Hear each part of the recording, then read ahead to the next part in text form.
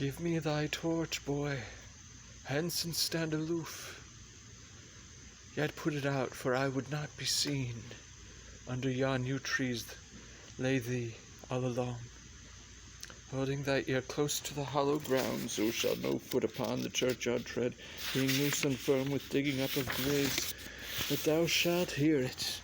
Whistle then to me, a signal that thou hearest something approach. Give me those flowers. Do as I bid thee. Go. I am almost afraid to stand alone here in the churchyard, yet I will adventure.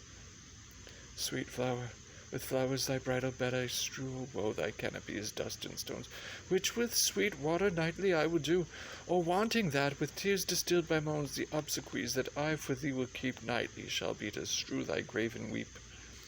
The boy gives warning, something doth approach. What cursed foot wanders this way tonight, to cross my obsequies and true love's right? What with a torch, muffle me, night, awhile. Give me that mattock and the wrenching iron. Oh, take this letter. Early in the morning, see thou deliver it to my lord and father.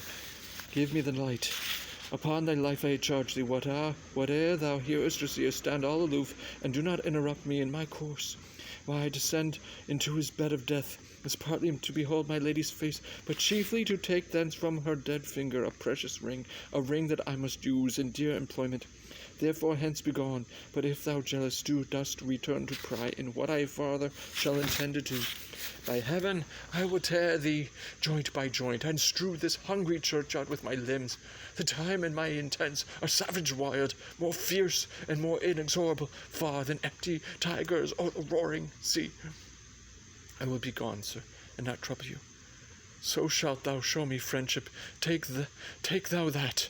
Live and be prosperous, and farewell, good fellow. For all this same, I'll hide me hereabout. His looks I fear, and his intents I doubt. Thou detestable maw, thou womb of death, gorged with the dearest morsel of the earth, thus I enforce thy rotten jaws to open, and in despite I'll cram thee with more food. This is what banished haughty Montague, that murdered my love's cousin with which grief it is supposed that the fair creature died, and here is come to do some villainous shame to the dead bodies. I will apprehend him. Stop thy unhallowed toil, vile Montague.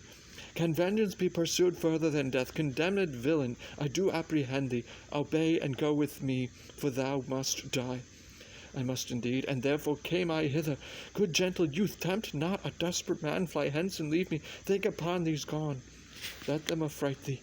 I beseech thee, youth. Put not another sin upon my head by urging me to fury. O begone. By heaven, I love thee better than myself. For I come hither armed against myself. Stay not. Begone, live, and hereafter say a madman's mercy. Bid thee run away. I do defy thy commination, and apprehend thee for a felon here. Wilt thou provoke me? Then have at thee, boy. O Lord, they fight. I will go call the watch. Oh, I am slain. If thou be merciful, open the tomb. Lay me with Juliet. In faith I will. Let me peruse this face, Mercutio's kinsman, noble county Paris. What said my man when my betossed soul did not attend him as we rode? I think he told me Paris should have married Juliet. So he not so. Or did I dream it so? Or am I mad, hearing him talk of Juliet, to think it was so? Oh, give me thy hand, one writ with me in sour misfortune's book. I'll bury thee in a triumphant grave. A grave? Oh no, a lantern slaughtered youth, for here lies Juliet, and her beauty makes this vault a feasting presence full of light. Death, lie thou there, by a dead man interred. How oft, when men are at the point of death, have they been merry, which their keepers call a lightning before death? Oh, how may I call this a lightning? Oh, my love, my wife, my death, that hath sucked the honey of my breath, hath no power yet upon thy beauty. Thou art not conquered. Beauty's ensign yet is crimson in thy lips and in thy cheeks, and death's pale flag is not advanced there. Tybalt, liest thou there in thy bloody sheet. Oh, what more favour can I do to thee than with that hand that cut thy youth in twain to sunder? Is that was thine enemy? Forgive me, cousin. Ah, dear Juliet, why art thou yet so fair? Shall I believe that unsubstantial death is amorous, and that the lean abhorred monster keeps thee here in dark to be his paramour? For fear of that I still will stay with thee, and never from this palace of dim night depart again. Here will I remain with worms that are thy chambermaids. Oh, here will I set up my everlasting rest, and shake the yoke of inauspicious stars.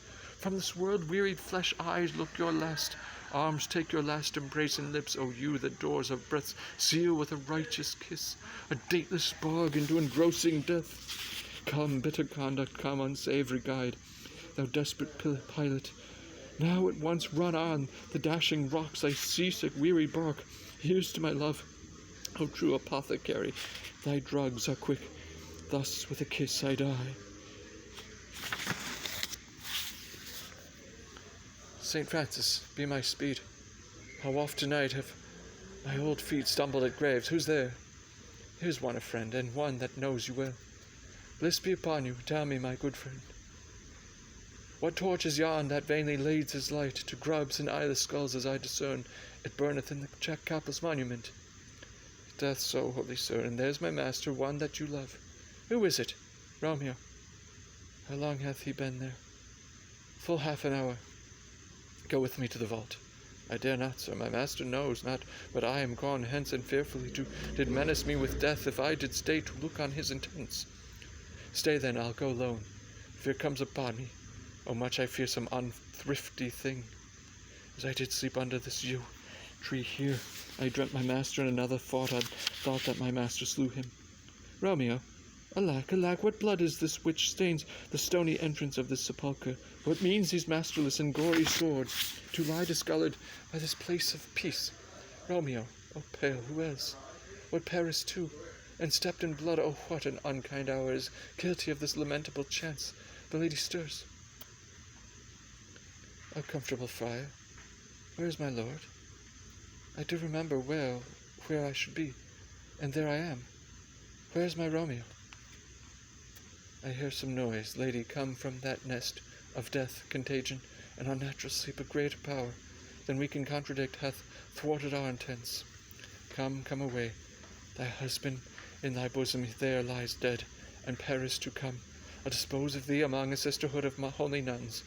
Stay not to question for the watch is coming. Come, go, good Juliet, I dare no longer stay. Go, get thee hence, for I will not away. What's here? A cup closed in my true love's hand, poison I see. Hath been in his timeless end, O churl, drunk all, and left no friendly drop to help me out after. I will kiss thy lips haply, some poison yet doth hang on them, to make me die with a restorative. Thy lips are warm.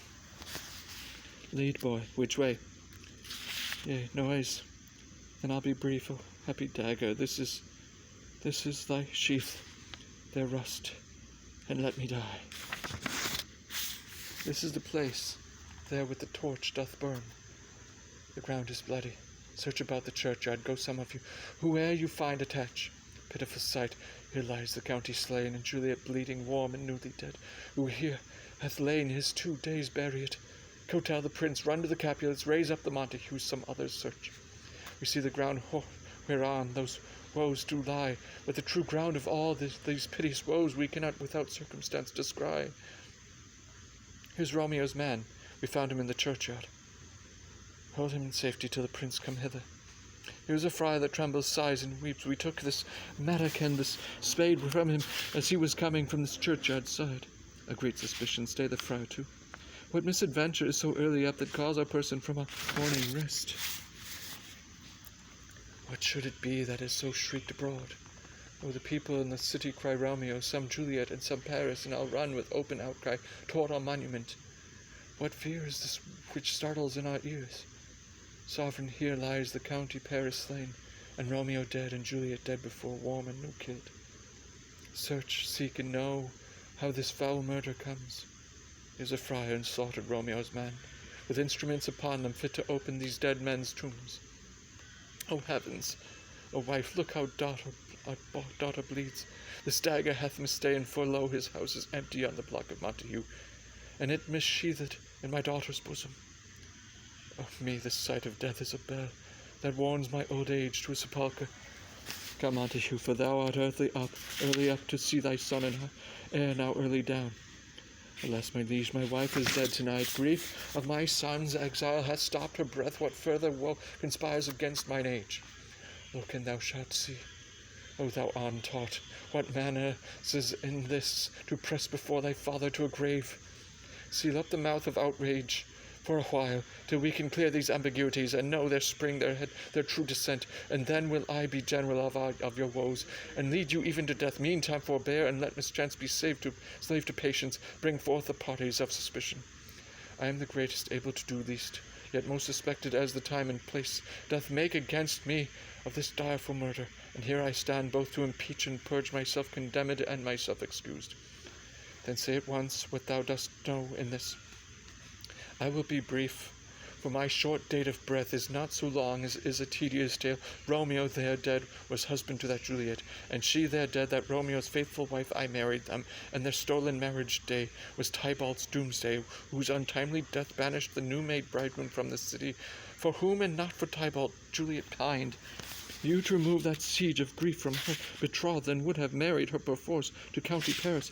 Then comes she to me, and with wild looks bid me devise some mean to rid her from the second marriage. Or in my cell there would she kill herself. Then gave I her, so tutored by my art, a sleeping potion which so took effect as I intended, for it wrought on her to the form of death. Meantime I writ to Romeo, that he should hither come as this dire night, to help take her from her borrowed grave, being the time the potion's force should cease. But he withbore my letter. Friar John was stayed by accident, and yesternight returned my letter back.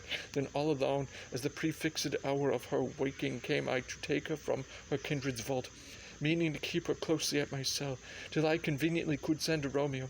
But when I came, some minute ere the time of her awakening, ere untimely lay the noble Paris and true Romeo dead, she wakes, and I entreated her come forth, and bear this work of heaven with patience. But then a noise did scare me from the tomb, and she, too desperate, would not go with me, but, as it seems, did violence on herself. And all this I know, into the marriage her nurse is privy, and if aught in this miscarried by my fault, let my old life be sacrificed some hour before this time, unto the rigour of Sibley's law. We will have known thee for a holy man, who is Romeo's man. What can he say to this? I brought my master news of Juliet's death, and then in the post he came from Mantua to the same place, to the same monument. This letter he early bid me gave his father, and threatened me with death, going in the vault if I departed not, and left him there. Give me the letter, I will look on it. Where is the county's page that raised the watch? Sirrah made your master in this place. He came with flowers to strow his lady's grave, and bid me stand aloof, and so I did.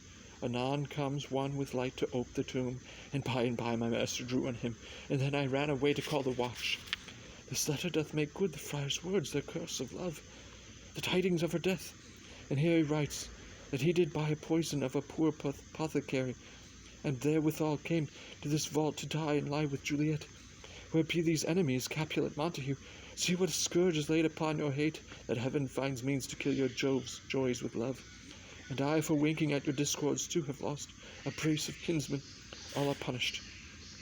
O brother Montague, give me thy hand. This is my daughter's jointure, for no more can I demand. But I can give thee more, for I will ray her statue in pure gold that whiles Verona. By that name is known. There shall no figure at such rate be set at that as that of true and faithful Juliet. As rich shall Romeo's by his ladies lie, for sacrifices of our enmity. A glooming peace this morning with it brings. The sun for sorrow will not show his head. Go hence to have more talk of these sad things. Some shall be pardoned and some punished. For never was a story of more woe than this of Juliet and her Romeo.